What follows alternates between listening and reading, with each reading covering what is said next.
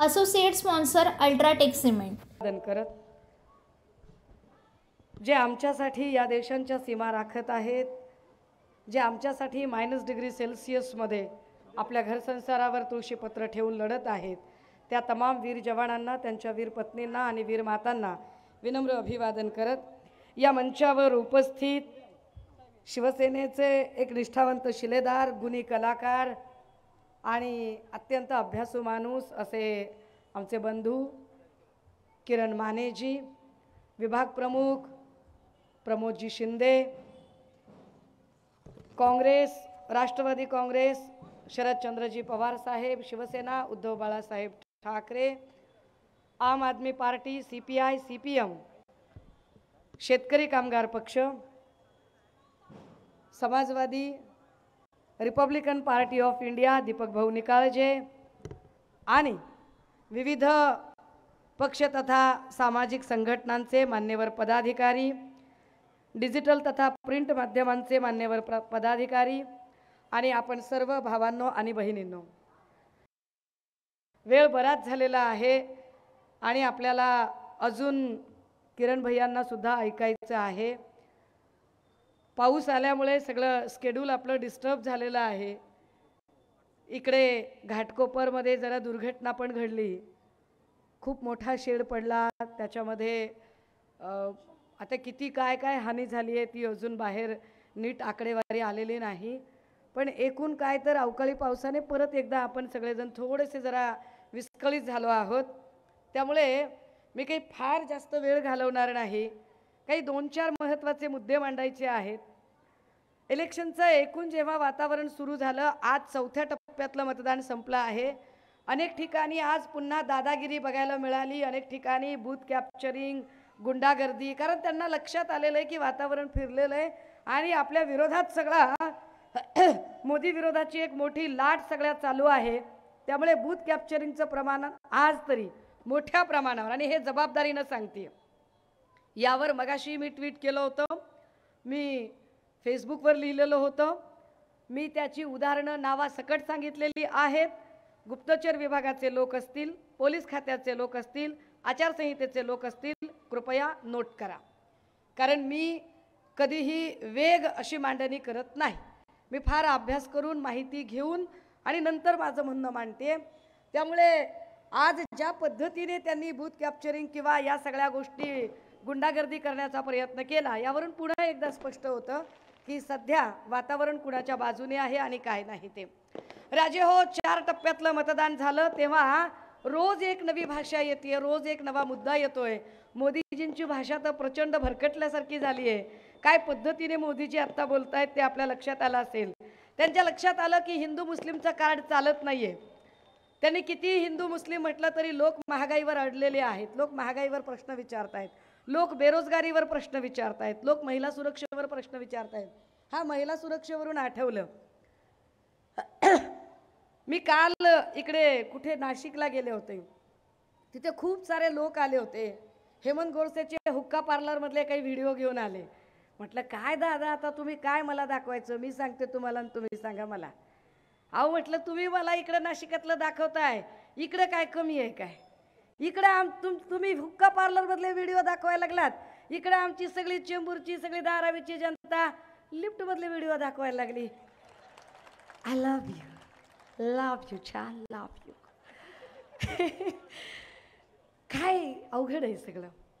आणि ह्या सगळ्या माय माऊल्यांनी न्याय मागायला गेल्यावर या माय माऊल्यांना काय पद्धतीचं, म्हणजे हे फार विशेष आहे बरं का, की जेव्हा अजित पवारांवर प्रश्न विचारला गेला देवेंद्र फडणवीसांना, तेव्हा देवेंद्र फडणवीस म्हणाले की त्यांच्याशी आमची युती नाही नाही नाही. 70,000 कोटीचा ज्यांनी घोटाळा केलाय अजित पवार तो गयो वो तो अब चक्की पीसिंग पीसिंग अँड पीसिंग. आणि जे पीसिंग पीसिंग पीसिंग म्हणत होते तेच आता त्यांच्यासोबत किसिंग किसिंग किसिंग करायला लागले. आणि ते इतकं लोण पसरलं की ह्या सगळ्यांच्या नुसत्या व्हिडिओत व्हायरल व्हायला लागल्या. अवघड धंदा आहे सगळा. असो, मला त्याच्यात पण काही जायचं नाहीये. पण राजे हो, एक नक्की की ही निवडणूक का महत्त्वाची आहे, का या निवडणुकीसाठी गरजेचं आहे. मी तसे कधी पुराणातले फारसे संदर्भ द्यायला जात नाही, पण आज एक संदर्भ दिला पाहिजे. संदर्भ असा आहे की कौरव आणि पांडवांचं युद्ध चालू होतं. कौरव संख्येने प्रचंड जास्त होते, पांडव संख्येने कमी होते आणि संख्येने जास्त आणि त्यांच्यासोबत सगळेच बाकीचे इतर धुरंधर होते. अशा सगळ्या काळामध्ये जोपर्यंत शकुनीसारखा एक माणूस कपट नीतीने फासे टाकत होता तोपर्यंत प्रत्येक डाव कौरव जिंकत होते. पण जेव्हा कुरुक्षेत्रावर प्रत्यक्ष लढाई सुरू झाली तेव्हा मात्र अंतिम विजय संख्येने कमी असणाऱ्या पांडवांचा झाला. आता सुद्धा तीच परिस्थिती चालू आहे की जोपर्यंत संख्या सगळी फार फार लोक एकत्रित आलेले आहेत आणि ईडी सीबीआय गृह खातं काय इलेक्शन कमिशन काय सगळं काय काय चाललंय ते तुम्हाला सगळं माहिती आहे. ह्या सगळ्यांच्या कपट नीतीचे फासे जोपर्यंत पडत आहेत तोपर्यंत प्रत्येक कौल त्यांच्या बाजूने. परंतु 2024च्या लोकसभांचा निवडणुकीचं हे कुरुक्षेत्र जे आता सुरू झालंय या कुरुक्षेत्रावर मात्र विजय निश्चितपणाने उद्धव बाळासाहेब ठाकरे यांचा होईल. आणि तो का होईल त्याची काही कारणं आहेत. त्यातलं महत्त्वाचं कारण की लोक महागाईला प्रचंड वैतागलेले आहेत. लोक सरळ सरळ प्रश्न विचारतात की असं काही आहे का बाबा की मुस्लिमाला जर 1200 रुपयाला गॅस मिळतो तर हिंदूला काय 200ला मिळणार आहे का. तर तेवढंच मिळणार आहे. मुस्लिमाला जर 200 रुपये किलोने तूर डाळ मिळाली तर हिंदूला काय 20 रुपये किलोने मिळणार आहे का. सारखाच भाव आहे. मुस्लिमाच्या लेकराला जर 2.5-3 लाख रुपये जर ॲडमिशनला होत असतील तर हिंदूच्या पोराला काय फुकट ॲडमिशन मिळेल का. तर तसं पण नाहीये. जो न्याय इथे हिंदूला असेल तोच मुस्लिमांना तोच बौद्धांना तोच ख्रिश्चनांना तोच जैनांना असेल. असं असताना सुद्धा काही लोक जाणीवपूर्वक वाद निर्माण करतात. बरं त्यांना त्या नरेटिव्हमधनं बाहेर पडता येत नाही. त्यांना त्याची उत्तरं देता येत नाहीत. मग आम्ही त्यांना प्रश्न विचारतोय महिला सुरक्षेचं काय. कारण तिकडे काय झालं त्या सगळ्या लोकांचं मणिपूरमध्ये म्हणजे वॉर रुकवा दी पापा पापा वॉर रुकवा दी. अरे पापा ने अगर वॉर रुकवा दी है पापा अगर इतना तुम्हारा ताकतवर है तो पापा मणिपुर में नहीं क्यों गया. क्यों मणिपुर में जाकर पापा ने वहाँ का जो दंगा था वो क्यों नहीं बंद कराया.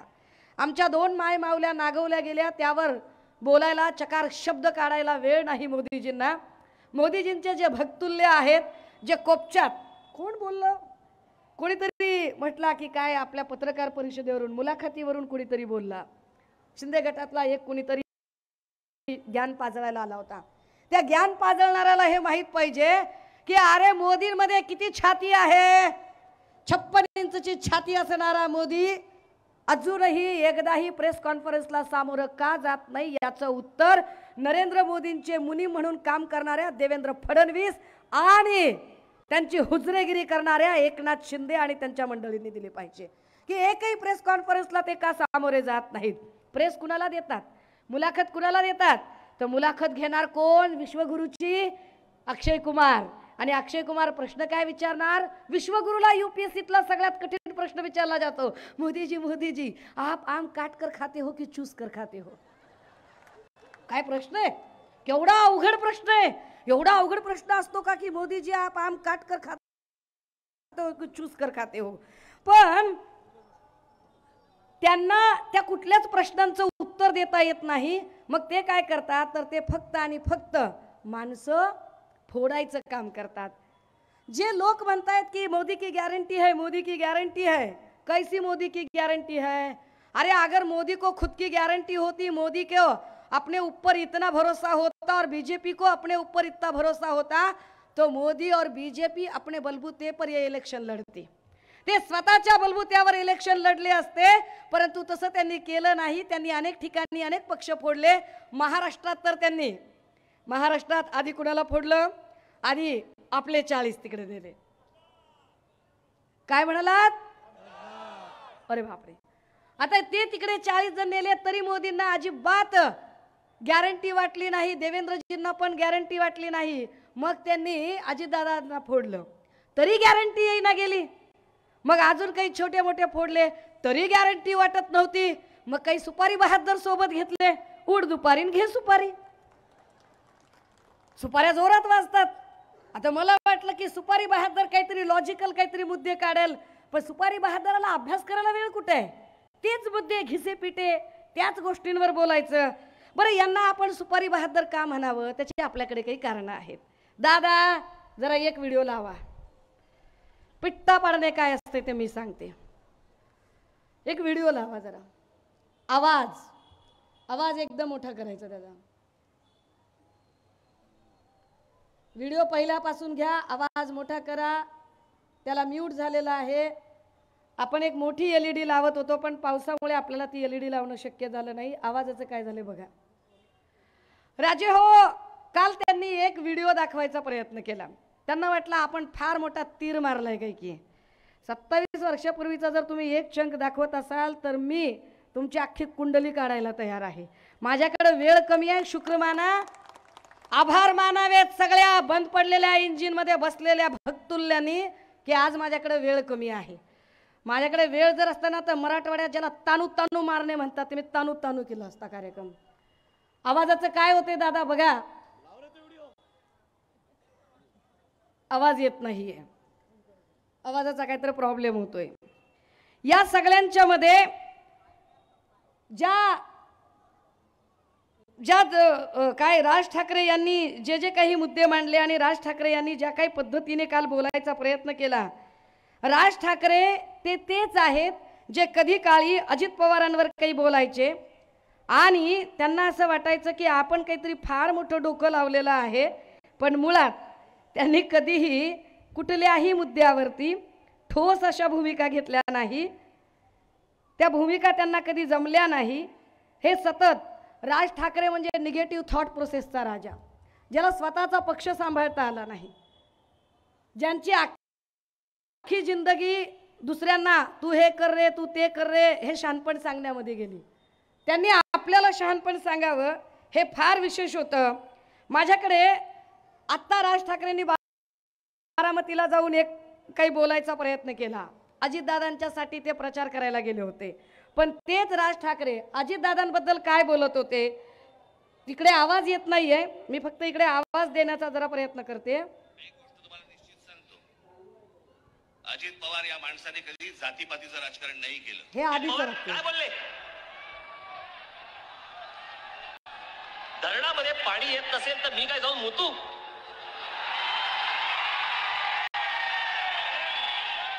अजित पवार याच्या पुढे महाराष्ट्रात तुम्हाला मत नाही मिळणार, तुम्हाला बूथ मिळेल. याच्या पुढे अजित पवार याच्या पुढे महाराष्ट्रात तुम्हाला मत नाही मिळणार, तुम्हाला बूथ मिळेल. याच्या पुढे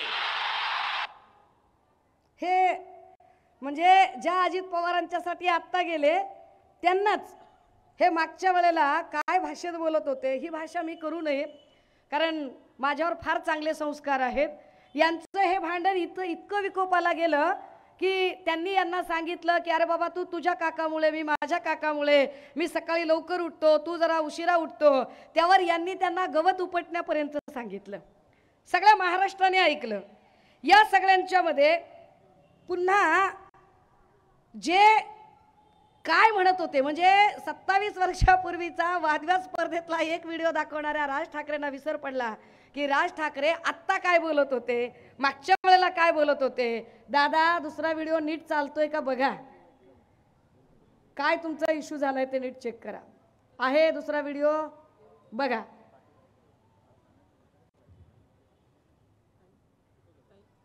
हा LED ला आवाजच नाहीये. छे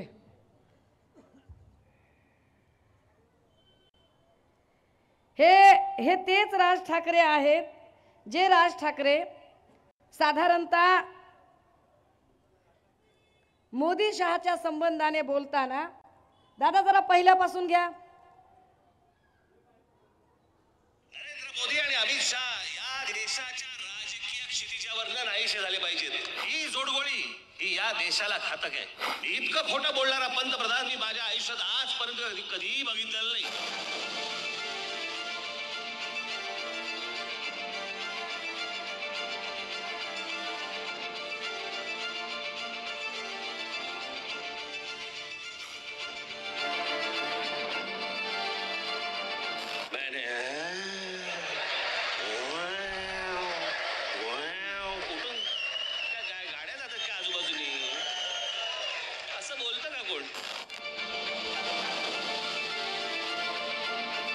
नरेंद्र मोदी आणि अमित शहा या देशाच्या राजकीय क्षितिजावर नाहीसे झाले पाहिजेत. या दोघांना तर नाहीच नाही, परंतु या दोघांना मदत होईल अशाही कोणाला मतदान करायचं नाही. याच पंतप्रधानांनी सांगितलं होतं की मी या देशातल्या परदेशामधनं मी पैसे आणीन. जो काळा पैसा परदेशामध्ये आहे तो पैसा सगळा मी इथे परत आणीन, भारतामध्ये आणीन. आणि या देशातल्या प्रत्येक माणसाच्या खात्यामध्ये मी 15-15 लाख रुपये टाकीन. बोलले होते की नव्हते? एक प्रयोग आम्ही नरेंद्र मोदींचा पाहिला, ज्यांनी देश खड्ड्यात घातला. उद्या राहुल गांधी पंतप्रधान होऊ देत, आम्हाला बघू देत. उद्या जर समजा या देशाच्या नशिबामध्ये चांगली गोष्ट असेल तर त्यांच्या हातून या देशामध्ये काही चांगली गोष्ट घडू शकते. पंतप्रधान हा या देशाला पर्याय कधी होता? कोणी दिला होता? कोणीच दिला नव्हता. तुम्हाला माहिती पण नव्हतं की या देशाचा पंतप्रधान कोण होणार आहेत म्हणून. पण ही जोडगोळी ही या देशाला घातक आहे. इतकं खोटं बोलणारा पंतप्रधान मी माझ्या आयुष्यात आजपर्यंत कधीही बघितलेलं नाही. 8,50,000 संडास एका आठवड्यामध्ये बांधले. म्हणजे आम्ही त्याचा नीट आकडा काढला तर साधारणपणे 84 संडास एका मिनिटाला होतात. आणि 5 सेकंदाला 7 संडास बांधले जातील. 5 सेकंदाला 7 संडास. विक्रमच म्हटलं पाहिजे. इतक्या फास्ट होत पण नाही, तितक्या फास्ट त्यांनी संडास बांधले. हे राज ठाकरे आहेत. मी मोदींवर काहीच बोलायची गरज नाही. राज ठाकरेंची भाषा आहे की मोदी किती खोटारडे आहेत, अमित शहा किती खोटारडे आहेत. आणि मागच्या वेळेला ही सगळी मुक्ताफळं त्यांनी उधळली. फार लांबचा काळ नाहीये. बरं, ही सगळी मुक्ताफळं उधळल्यानंतर काय म्हणाले काल राज ठाकरे? ते असं म्हणाले की काय वाईट दिवस आलेत. म्हटले बघा, त्या बाईला तुम्ही म्हणले प्रवक्ता केलंय, त्या बाईला तुम्ही नेता केलंय. हो बाबा, मला नेता केलंय, मला प्रवक्ता केलंय, काय जे असेल ते असेल. पण भाजपवर किती वाईट दिवस आले असतील बरं, की ज्या राज ठाकरेंनी भाजपची एवढी मापं काढली, ज्या राज ठाकरेंनी भाजपची एवढी इज्जत काढली. आणि विशेष राज ठाकरेवर किती वाईट दिवस आले असतील की ज्या भाजपच्या नेत्यांनी, ज्या देवेंद्र फडणवीसांनी राज ठाकरेंना अक्षरशः चिल्लर सुपारीबाज करून टाकलं. वाक्य नीट आहे का? ज्या राज ठाकरेंना देवेंद्र फडणवीसांनी चिल्लर सुपारीबाज करून टाकलं, ते देवेंद्र फडणवीसांची किती वाईट वेळ असेल. म्हणजे पिंजरा पिक्चरमध्ये आठवते का तुम्हाला? पिंजरा पिक्चरमध्ये ना एक काय ती चंद्रकला का काहीतरी नावाची बाई आहे. आणि त्याच्यामध्ये एक मास्तर आहे ज्याला फार आदर्शवत काही स्वप्न पडत आहेत. आणि तो सांगतोय की हा तमाशा मी गावाच्या बाहेर काढणार आहे. आणि जेव्हा जेव्हा चित्रपट जसा एंडिंगला येतो तेव्हा क्लायमॅक्सला असं दिसतं की तो जो आदर्शवत स्वप्न पडणारा जो मास्तर आहे तो त्याच तमाशामध्ये असा तुंतुन घेऊन उभा राहतो. मी जास्त काही बोलायला नको. मी यांना म्हटलं की हे फार सुपारी बहादर दादा, तिसरा व्हिडिओ तयार ठेवायचा, आवाज आहे माझ्याकडे, काय टेन्शन घेऊ नका. हां, कारण आपल्याकडे खोक्याचे पैसे नाही आहेत ना त्यांच्यासारखे की जे भाजपचे अशी पैसे देऊन गर्दी बनवतील. ही सगळी विश्वासाची माणसं आहेत, ताकदीनं निष्ठेनं लढणारी माणसं आहेत. ही पैसे देऊन आणलेली माणसं नाही आहेत. आणि त्यामुळे जे भाजपच्या जीवावर मोठ्या स्क्रीन लावू शकतील आणि भाजपच्या जीवावर करतील, आम्ही दुसऱ्याच्या जीवावर दुसऱ्याची पोरं कडेवर घेत नाही. हे पण वाक्य त्यांचंच आहे, दाखवणार आहे मी. आम्ही आमचीच पोरं सांभाळतो. पण हे कसे सुपारी बहादर आहेत हे एकदा सांगितलं पाहिजे. लावा जरा देवेंद्रजींचा व्हिडिओ लावा जरा. हे कसे सुपारी बहादर आहेत, काय म्हणतात बरं आमचे देवाभाऊ यांच्याबद्दल? पहिले तर तुम्हाला एक सांगतो, राज ठाकरेंची अवस्था कशी आहे. एखादा व्यक्ती क्रिकेटमधून रिटायर झाल्यावर तो काय करतो? तो कॉमेंट्री करतो. अर्थात तो मानधन घेऊन करतो. हे करतायत की नाही मला माहित नाही, पण तशी राज ठाकरेंची अवस्था आहे. ते आता केवळ कॉमेंट्री करतायत, ते खेळत नाही आहेत. Is a non playing person. ते रिटायर्ड आहेत.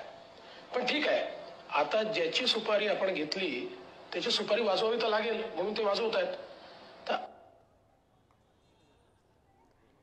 राज ठाकरे सुपारी घेतल्यावर वाजवतात. त्याच्या पुढे बरंच काही ते बोलले की राज ठाकरे म्हणजे कोण, मनसे म्हणजे कोण, मतदार नसलेली सेना. त्याची आता उनसे झालेली आहे, म्हणजे उमेदवार नसलेली सेना. आणि उमेदवार नसलेली सेना आता कुणाच्या, म्हणजे लगीन लोकांचं. काय पद्धतीनं राजकारण चालू आहे की या सगळ्यांच्या मध्ये लोकांच्या लग्नात बुंदी वाटायची वेळ ही राज ठाकरेवर आलेली आहे. सन्माननीय सामाजिक न्याय मंत्री चंद्रकांत हंडोरे साहेबांचं या मंचावर स्वागत आहे. हंडोरे साहेबांची उपस्थिती. आता दादा हो, ज्या देवेंद्र फडणवीसांनी राज ठाकरेंची एवढी आबरू काढली तरीही राज ठाकरे फार बोलायला लागले, तर जरा राज ठाकरेंच्या बद्दल सांगितलं गेलं पाहिजे.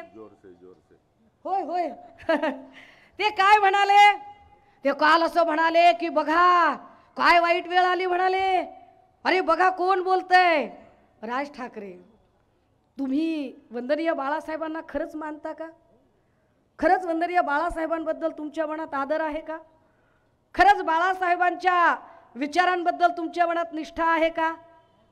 की तुमच्या निष्ठा म्हणजे घ्या 200 बोला मनसे अशा आहेत? मला एकदा कळलं पाहिजे की तुमच्या निष्ठा काय आहेत.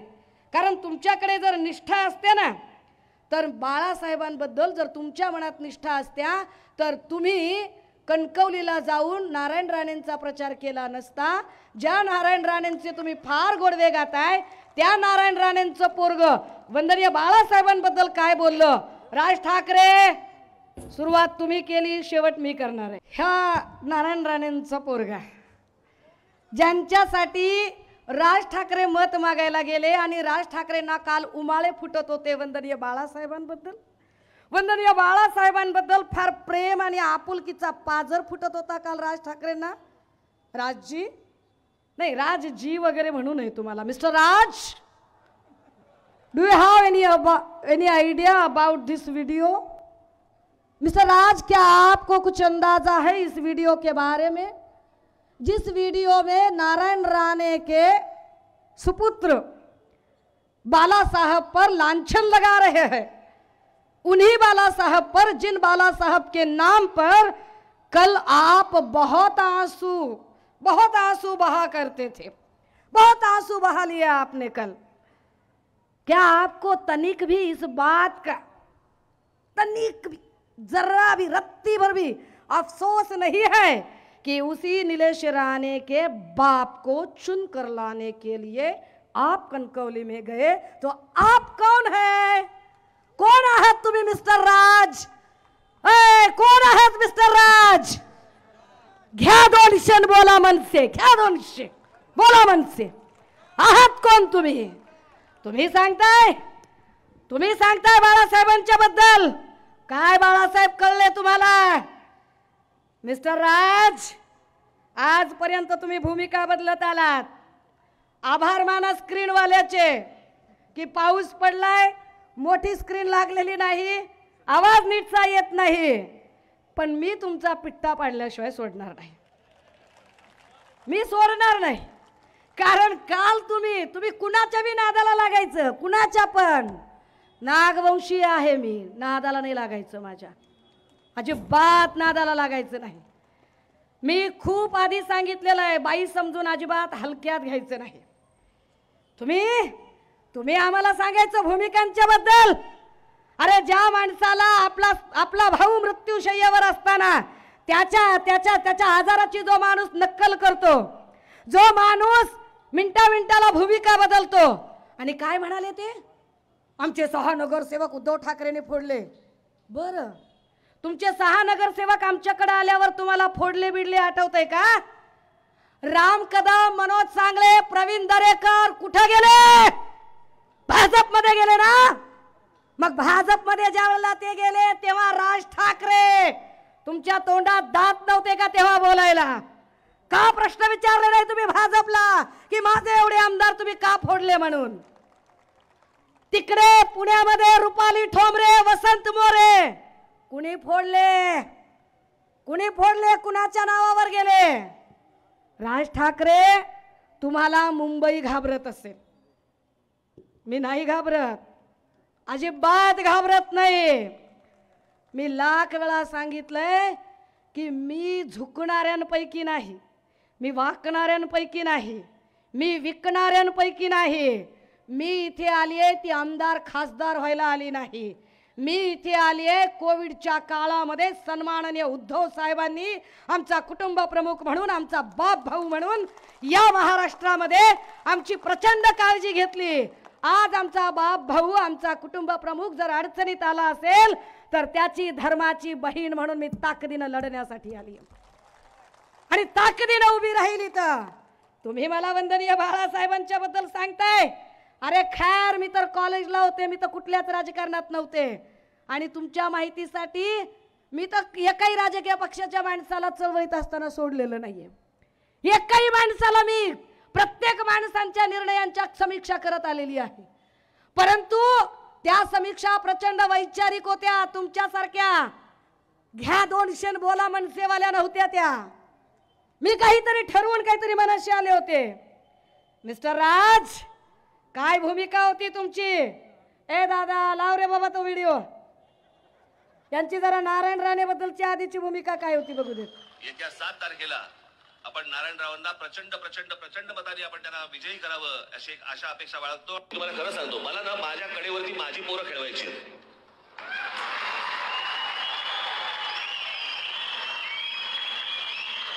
सध्या महाराष्ट्रामध्ये काय झालंय, दुसऱ्याची पोरं कडेवरती घेऊन फिरण्याबद्दल जो आनंद मिळतोय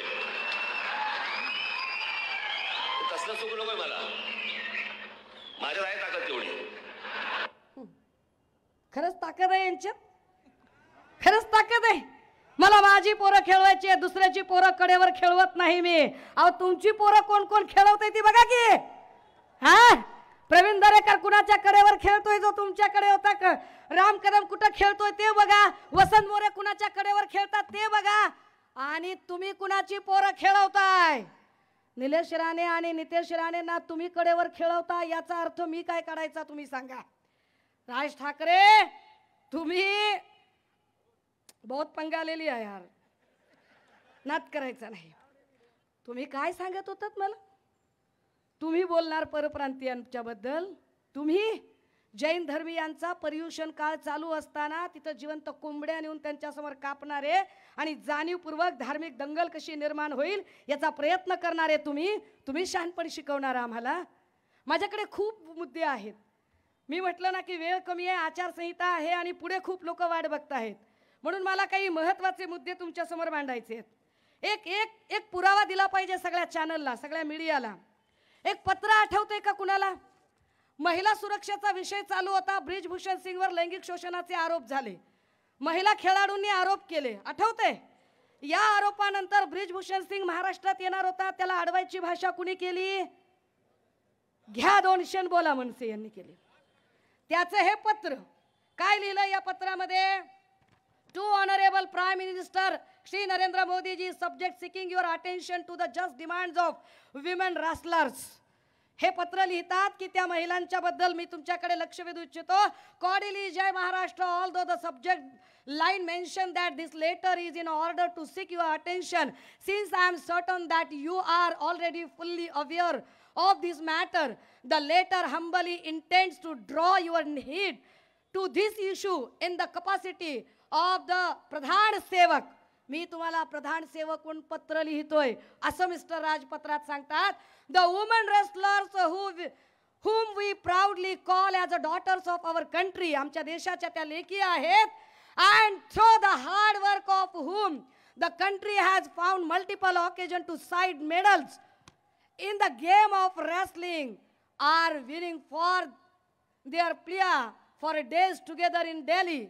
Their accusation is on the president of the Wrestling Federation of India is of having sexually harassed them. All they demand. पत्र खूप मोठं आहे, पण पत्राचा असा हा मायना आहे की असा माणूस आमच्याकडे तर येऊ देणारच नाही, पण तुम्ही याच्यावर कायदेशीर कारवाई करा.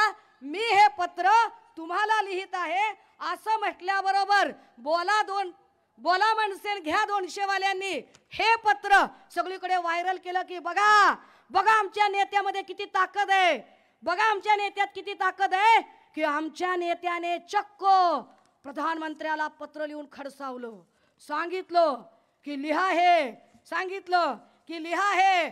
घ्या रे पत्रकार, घ्या पत्र घ्या.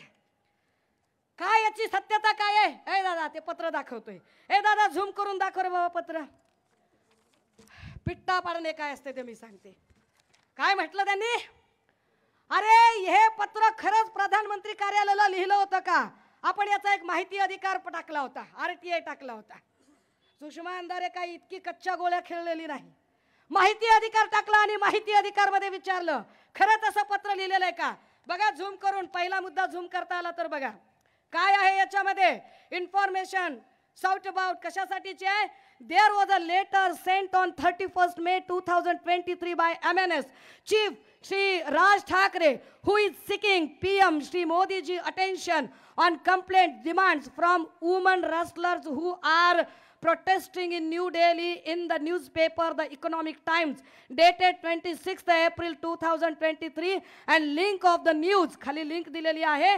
Kindly provide me information available on PM office record related to date time when this letter copies by MNS Chief Shri Raj Thackeray received to your office.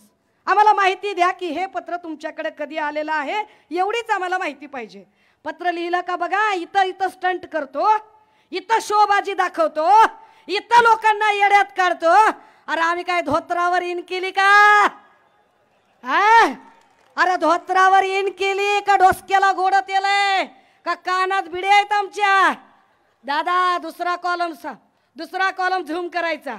पुढचा कॉलम रिस्पॉन्स काय आला बघा पंतप्रधान कार्यालयाकडून. The letter dated 31st May 2023 of Shri Raj Thackeray is not received in this office at all. घ्या पत्र घ्या. किती कॉप्या घ्यायच्यात रे, किती कॉप्या पाहिजेत. शोफ आणि स्टंटबाजी करणारे राज ठाकरे घ्या हे पत्र. कुणाला दाखवताय. लहान लेकराचे हगीज आणि डायपर म्हणून वापरायचे का ते सांगा. तुम्ही मला सांगताय. तुम्ही सुषमा अंधारेवर शंका घ्यायची. अरे सुषमा अंधारे खऱ्या अर्थानं बाळासाहेबांच्या विचारांचा वारसा चालवते. सुषमा अंधारे खऱ्या अर्थानं बाळासाहेबांसाठी चालवते. गेली 2 वर्ष 5 वर्षाचं लेकरू घरात सोडून एक दिवसही घरात न थांबता पायाला भिंगरी बांधून ताकदीनं ट्विटरवर पिन करून ठेवलंय ट्विट की ज्या पद्धतीनं तुम्ही उद्धव साहेबांना खाली उतरवलं त्याच्या 50 पट अधिक सन्मानानं त्यांना तिथं पोहोचवल्याशिवाय स्वस्त बसणार नाही. आणि का दादा ही शेवटचा व्हिडिओ लय महत्वाचा आहे. का तुम्ही बाळासाहेबांचा शब्द पाळला नाही. मी पाळते तो शब्द. सांभाळून घ्या. मला सांभाळलं, तुला सांभाळा, आदित्याला सांभाळा आणि महाराष्ट्राचा उत्कर्ष करून घ्या असेच मी आपल्याच्यानी नतमस्तक होऊन प्रार्थना करेन. इमानाला महत्व द्या, आम्हाला नाही एवढंच म्हणेन.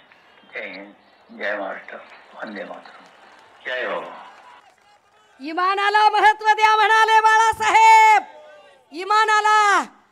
माझ्या उद्धवला आणि आदित्यला सांभाळा म्हणले. जर तुम्हाला बाळासाहेबांचा विचार मान्य असताना तर आज तुम्ही आपल्याच भावाला शत्रुत्व करत त्याच्या विरोधी गोटात सामील झाला नसतात. सुषमा अंधारे कुठल्याही अपेक्षेशिवाय मी भनांग आहे, मी गरीब आहे, मी आदिवासी आहे, मी पहाडी आहे, पण मी इमान विकलेलं नाही. राज ठाकरे मी तुमच्यासारखा इमान विकलेलं नाही. ताकदीनं सांगते की होय कायदा माझ्या बाप्पानं लिहिला आणि माझ्या बाप्पानं मला बेईमान व्हायला शिकवलं नाही. ताकदीनं सांगते की मी इमानदार आहे. आणि वंदनीय बाळासाहेबांनी जे सांगितलं ना, कारण माझ्या गावाकडं माझ्या आदिवासी लोकांमध्ये माझ्या जात पंचायतीमध्ये माझ्या सगळ्या परंपरेमध्ये मला शिकवलं गेलेलं आहे. काय एखादा माणूस जर मृत्यूशय्येवर असेल तर त्याचा मरतानाचा शब्द जीव गेला तरी पाळायचा असतो. मी वंदनीय बाळासाहेबांचा मृत्यूशय्येवरचा तो शेवटचा शब्द जीवापाड जपते. तो शब्द वंदनीय बाळासाहेबांनी शेवटच्या क्षणी दिला होता आणि सांगितलं होतं की माझ्या उद्धवला आणि आदित्यला सांभाळा. तर होय मी धर्माची बहीण म्हणून माझ्या भावाच्या साठी लढणार. तुमच्यासारखे कितीही असे सुपारी बहादर आले फरक पडत नाही. कारण मला माहिती आहे आजच्या घडीला मोदी आणि भांडवलदारांना जर कुणी नडू शकत असेल तर एक सडाफटिंग माझ्यासारखा कुठलंही आर्थिक भांडवल नसलेला माणूसच लढू शकतो. मीच तुम्हाला नडू शकते. आणि मला माहिती आहे मी डाव पलटवण्यामध्ये विश्वास ठेवणाऱ्यांपैकी आहे. आणि डाव पलटला तर अख्खी बाजी माझी असेल. डाव पलटायला सुरुवात झाली आहे. ते म्हणाले की महाराष्ट्र धर्म वाढवा. हा महाराष्ट्र धर्म काल रवीश कुमारचा रिपोर्ट सांगतोय की भारत की राजनीति में उद्धव उदय हो रहा है. महाराष्ट्र धर्म सांगतोय की जर मराठी माणूस पंतप्रधान पदाचा दावेदार होऊ पाहत असेल तर ज्या पद्धतीने काँग्रेसच्या जरी प्रतिभा पाटील असल्या तरी मराठी बाई राष्ट्रपती होते म्हणून शिवसेनेच्या बाळासाहेबांनी पाठिंबा दिला, तर जर शिवसेनेचे उद्धव साहेब त्या रेसमध्ये असतील तर सुषमा अंधारेने महाराष्ट्र धर्म पाळला पाहिजे. मी महाराष्ट्र धर्म पाळते. वेळ झालाय जास्त, माझ्याकडे बोलण्यासारखे खूप मुद्दे आहेत, पण पुढे अजून एक सभा आहे. मी अजून एकदा समाचार घेईल. आणि हो मिस्टर राज, मी तुम्हाला सुद्धा उत्तर द्यायला खरं तर बांधील नाही. You are not my type, अजिबात नाही. माझी कॉम्पिटिशन तुमच्यासारख्या, कारण तुमच्यात माझ्यात फरक आहे. मी विद्रोही आहे, तुम्ही ऊरबडवे आहात. तुमच्यात ऊरबडवेपणा आहे आणि ऊरबडवेपणा करणाऱ्या लोकांशी माझी स्पर्धा असू शकत नाही. माझं टार्गेट तुम्ही नाही, माझं टार्गेट महाराष्ट्र नासवणारे देवेंद्र फडणवीस आहेत. त्यामुळे याच टार्गेटला कंटिन्यू करण्यासाठी किरण भैया बोलतील. तुर्तास मी माझी भूमिका जी आहे ती मांडली आहे. थांबते, रजा घेते. जय हिंद, जय Maharashtra. Associate sponsor UltraTech cement.